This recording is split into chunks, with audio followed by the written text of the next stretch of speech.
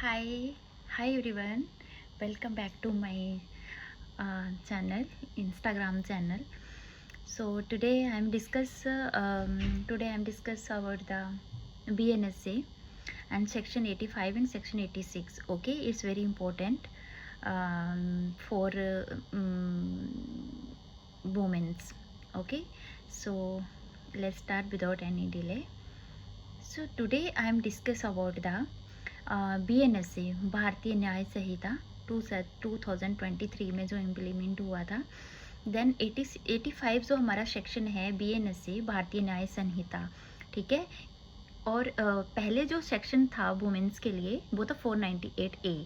498A जो section था हमारा, उसको डिप्लॉय किया हुआ है BNSA में। अब BNSA में जो सेक्शन आया है वो आया है 85। Okay, it's very short 85 and 498A।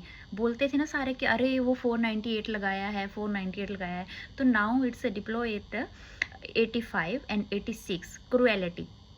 Okay, so आज हम जो पढ़ रहे हैं स्मॉल लाइनों में, husband are related to husband of a woman subjecting her to cruelty, whoever being a husband to the relative of the husband of a woman subject such a woman cruelty shall be punished with imprisonment for a term which may extend to 3 years and shall also be liable to fine. Okay, this is the section 85. okay, तो इसमें section 85 बोल रहा है कि जो IPC में 498A था उसको इसने डिप्लॉय किया हुआ है इस सेक्शन को, ठीक है। इसमें 85 सेक्शन बोल रहा है कि मतलब पति या पति के रिश्तेदार अगर उसकी वाइफ को, जो लेडीज़ है उसको अगर मतलब क्रूरता से पेश आते हैं या फिर गाली गलौज करते हैं या उसको किसी भी तरह का कोई भी दुर्व्यवहार उसके साथ करते हैं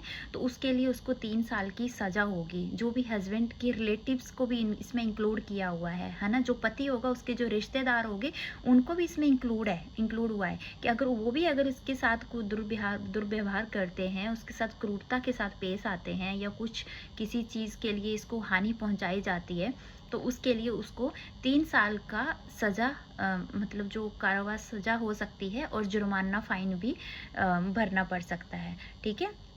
ये हो गया हमारा सेक्शन 85 एंड सेक्शन 86 की बात करते हैं यहाँ पे।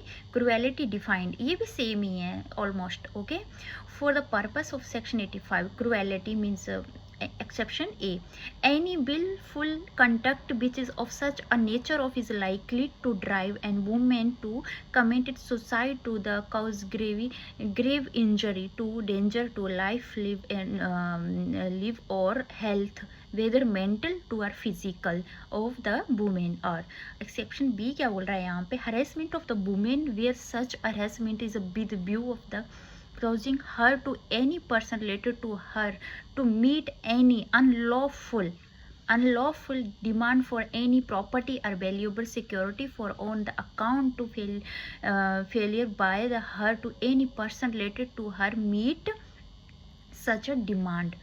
तो सेक्शन 86 जो यहाँ पे बोल रहा है क्रुएलिटी को डिफाइंड किया है कि क्रुएलिटी है क्या।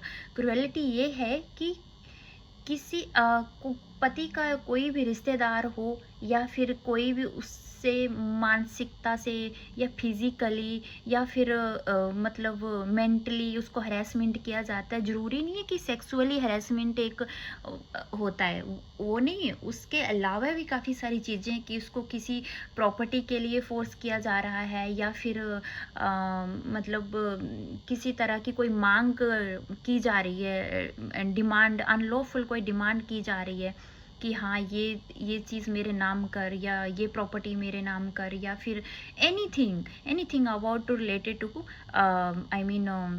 हरेसमेंट या क्रुएलिटी। मतलब इसमें क्रुएलिटी को डिफाइन किया है कि व्हाट इज़ द क्रुएलिटी।